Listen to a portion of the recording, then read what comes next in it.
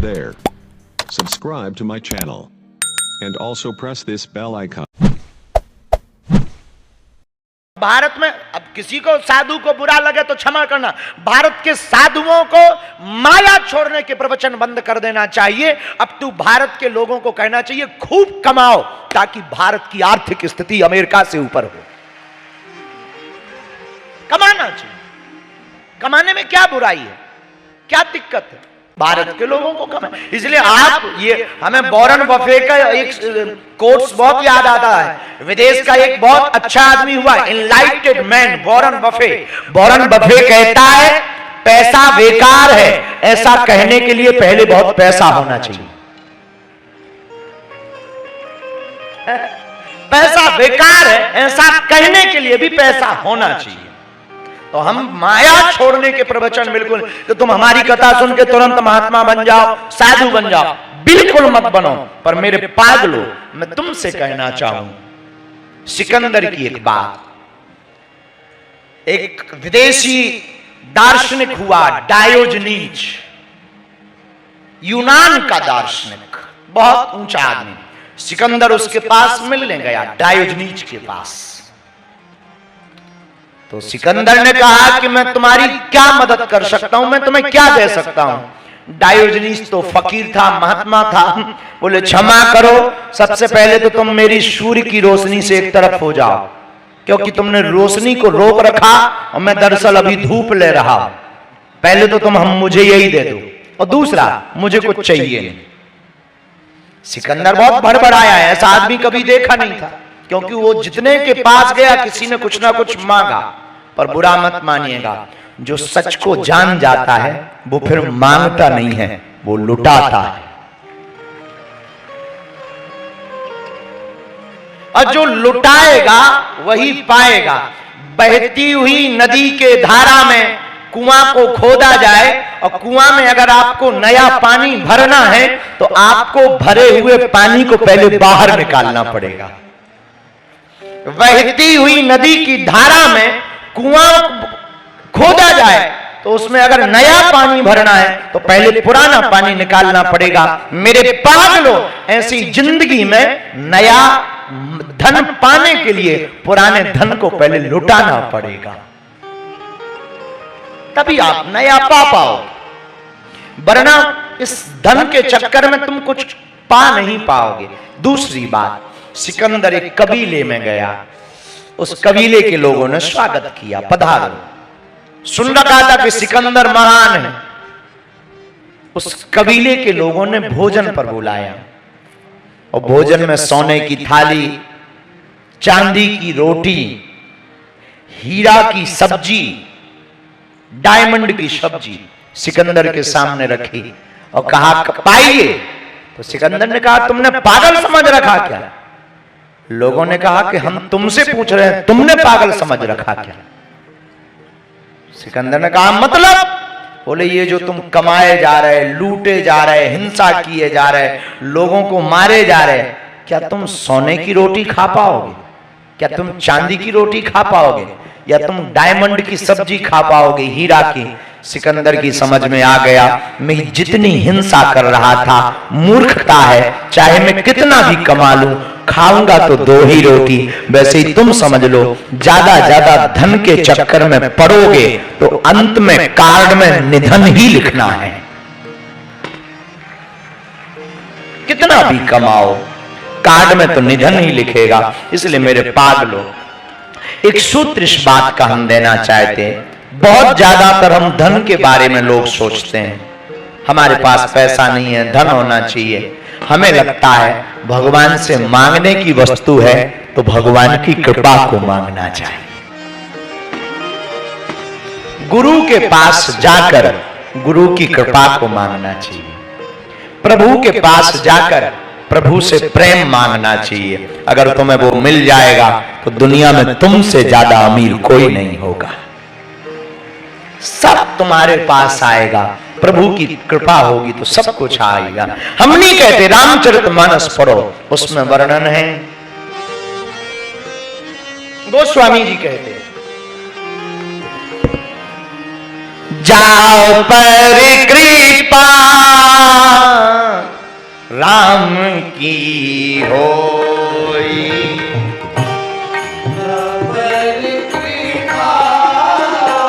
काबा कहते हैं तापर कृपा करे सब कोई, तापर कृपा करे सब कोई, तापर कृपा करे सब कोई, तापर कृपा करे सब कोई, जा पर कृपा राम की हो, जा पर कृपा राम की हो। बोलो भैया श्री राम जय राम,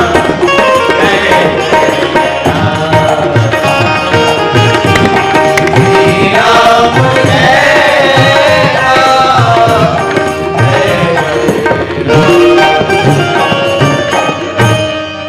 जा पर कृपा राम की, ता पर कृपा करे सब कोई। जिस पर राम जी की कृपा होगी उस पर सब कोई कृपा करेगा।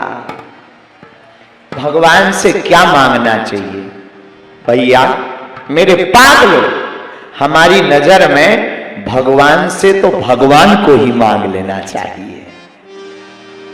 श्रेष्ठ मांगना, भगवान से भगवान को मांगो। बुरा मत मानिए, बहुत से लोग हमसे पूछते हैं कि स्पिरिचुअलिटी क्या है, धार्मिकता क्या।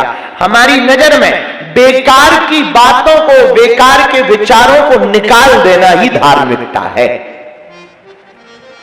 एक आदमी के पास एक पत्थर था, उसने वो 500 रुपया में बेच दिया मूर्तिकार को। मूर्तिकार ने वो पत्थर में काट छांट की और एक मूर्ति बना दी। वही आदमी मूर्ति खरीदने गया जिसने पत्थर बेचा था। बोले ये कितने की है? बोले 5000 की। आदमी ने कहा बड़े मूर्ख, ये पत्थर हम पहचान गए, वही पत्थर है जो हमने बेचा था, पर 500 का बेचा था, अब तुम 5000 मंगा रहे हो, तुम्हें शर्म नहीं आती है? आंखों देखे तुम हमको उल्लू बना रहे हो, बुद्धू बना रहे हो। उस मूर्तिकार ने कहा साहब क्षमा करिए, जब पत्थर दिया था तब बड़ा दिया था। तो मूर्ति लेने वाला बोला फिर तो रेट घटाना चाहिए बढ़ाने की बजाय। मूर्तिकार बोले साहब रेट पत्थर के घटाने के लिए हमने बढ़ाए हैं, रेट हमने जो व्यर्थ का था उसको निकाल दिया है उसके बढ़ाए हुए। जो व्यर्थ का पत्थर लगाता उसके निकाल दिए, व्यर्थ का पत्थर निकला कि मूर्ति बन गई। वैसे ही तुम्हारी जिंदगी में भी तुम अगर कीमती बनाना चाहते हो अपनी लाइफ को, तो मेरे पागलो तुम व्यर्थ की बातों को, व्यर्थ के विचार को बाहर निकाल दो, तुम भी उस पत्थर की तरह बेशकीमती हो जाओगे। भगवान से क्या मांगो? भगवान से भगवान की कृपा को मांगो। क्या मांगो? बोलो भगवान की कृपा को। अच्छा भगवान की कृपा कैसे मिलेगी? अब भाई दुकान में तो है नहीं जो मिलेगी, एक जगह है। कहां? बोलिए ना, गुरु के पास, संतों के पास। संत बड़ी परमार्थी भेष धरे अवधूत, राम नाम को गोला फेंके भाग जाए जमदूत। संतों के पास। लेकिन अब संत कहां मिलेंगे? अब प्रश्न उठता है संत कौन है? मेरे पागलों, साधु ऐसा चाहिए जैसे सूप सुहाए, सार सार को धरी ले थोथा दे उड़ाए। अब महात्मा कौन है? महाराज इस देश में बहुत महात्मा है, पहचान कैसे करेंगे? महात्माओं की पहचान चाहिए तुम्हें? हम बता देते। बहुत से लोग धोखा खा जाते। आज एक माता जी आई थी हमारे पास, गुरुजी हम जिनकी दीक्षा लिए थे वो जेल चले गए, हम क्या करें? हम कहा तुम भी चली जाओ, और क्या कह सकते हैं। लेकिन हमने कहा चले गए तो वो चले गए, पर उनका मंत्र तो जेल नहीं गया ना। बोले नहीं मंत्र नहीं गया। हम कहा तुम मंत्र पर भरोसा करो।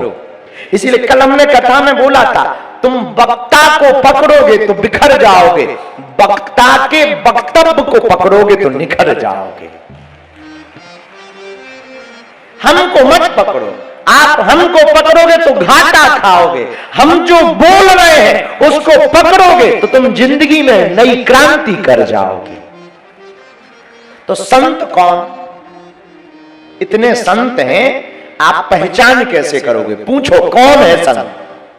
बोलो जो अपनी पूजा करवाए वो कालनेमी है, और जो तुम्हारी बाह पकड़ करके ठाकुर जी की पूजा करवाए वो संत है। जो अपनी पूजा करवाए वो दुरात्मा है, और जो तुम्हारी बाह पकड़ करके प्रभु की पूजा करवाए वो महात्मा है। वही संत हैं। लेकिन ऐसा भी तो हो सकता कि ऐसा करने वाले भी बहुत मिलेंगे। तो क्या करना चाहिए? जिसकी कथनी और कहनी दोनों एक हो उसी को संत मानना चाहिए। फिर से सुन लीजिए, जिसकी कहनी और कथनी दोनों एक हो उसी को महात्मा मान लेना चाहिए। फिर होगा क्या? आप हैं आत्मा, आत्मा जब महात्मा से जुड़ेगी तो परमात्मा अपने आप प्राप्त हो जाएगा। पर परमात्मा के पास जाने की जरूरत नहीं, क्योंकि संतों के पास कौन होता है? हमारी नजर में एक रहते हैं इन संतों के पास, साधु संत के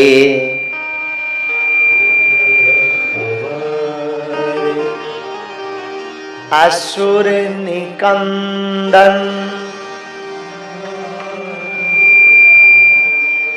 कौन रहता है? हनुमान जी महाराज रहते हैं। कहां रहते हैं? संतों के पास में रहते हैं। तो जहां संतों की कृपा हुई तो हनुमान जी की कृपा हो जाएगी, और जहां हनुमान जी की कृपा हुई तो चौपाई पूरी हो जाएगी। हमका ध्यान मत दो उस तरफ, कथा करो कथा। बोले ध्यान जाता ही नहीं है, उसके अलावा कहीं जा ही नहीं रहा। तो पेट खराब में यही होता है कि ध्यान पेट में ही रहता है। अच्छा, तो हनुमान जी करते क्या? सब सुख। सब सुख में पहला सुख क्या? निरोगी काया। दूजा सुख क्या? घर में माया। अच्छा, क्या हनुमान जी धन देते? नहीं नहीं, हनुमान जी धन नहीं देते, धन कमाने के मार्ग बता देते हैं। अच्छा, हनुमान जी धन नहीं देते, धन कमाने के जगह बता देते हैं, धन कमाने वाले लोगों को जुड़वा देते हैं। तीसरा सुख क्या?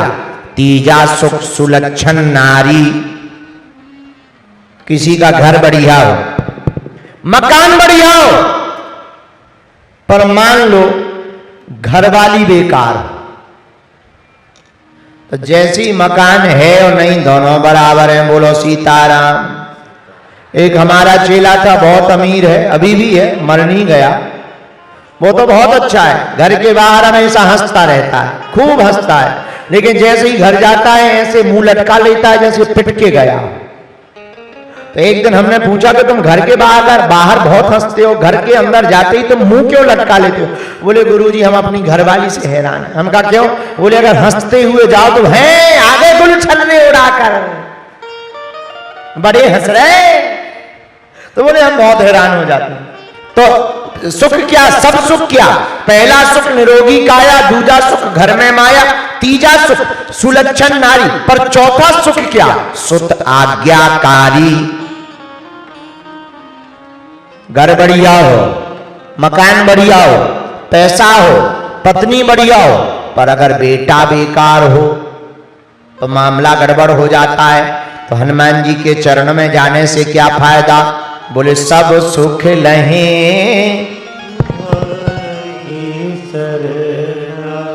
तुम रक्षक। हनुमान जी की शरण में जाने से सब सुख प्राप्त हो जाते हैं। पहला सुख निरोगी काया, दूजा सुख घर में माया, तीजा सुख सुलक्षण नारी, चौथा सुख सुत आज्ञाकारी। इसीलिए मेरे पागलो, तुम्हें अगर सुख को पाना है तो हनुमान जी को अपना बनाना ही पड़ेगा। अच्छा, अब तुम कहो गुरुजी जब से भक्ति कर रहे तब से तो और ज्यादा लफड़े बढ़ गए। कुछ लोग ऐसे भी होते हैं, पहले ठीक थे, अब जब से पूजा पाठ कर रहे ज्यादा मामला गड़बड़ हो गया। अरे भाई, जो शेर लंबी छलांग लगाता है वो पहले 4 कदम पीछे जाता है, तभी तो लंबी छलांग लगा पाता है। दुख का झूला जितना पीछे तक जाएगा, सुख का झूला उतना ही आगे आएगा। ऐसे समझो, एक बार एक आदमी सिरसा का गांव में रहता था, बगल के गांव में जो 10 किलोमीटर था। उसने एक आदमी से पूछा रेलवे स्टेशन जाना है, कितने बजे गए? बोले 10:10। ट्रेन कितने बजे मिलेगी? 10:20 पे। तो उसने कहा 10 किलोमीटर कैसे जाएंगे, पहुंचना बहुत मुश्किल है, 10 मिनट बचे हैं, एक मिनट में 1 किलोमीटर जा पाना मुश्किल है।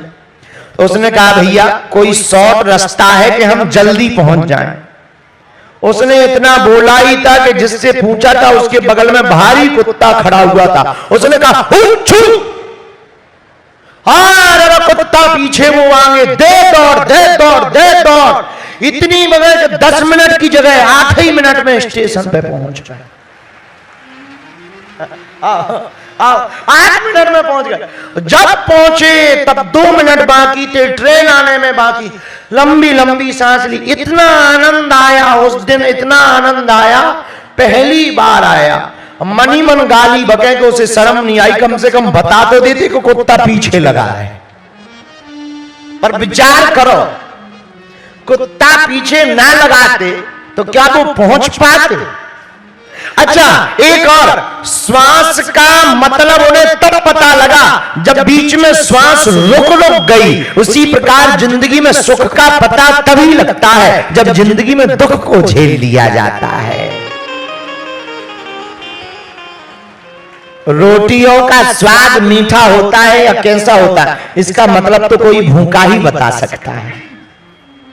पेट भरे हुए लोगों को स्वाद नहीं मिलता है, वो तो केवल पेट भरते रहते हैं। वो तो जगह जगह थोड़ी अलग अलग प्रकार की डिश का चश्मा लेते हैं। स्वाद का पता तो रोटी मीठी है या कैसी है, उसका पता तो कोई भूखा या गरीब बता सकता है। Hey there. Subscribe to my channel. And also press this bell icon.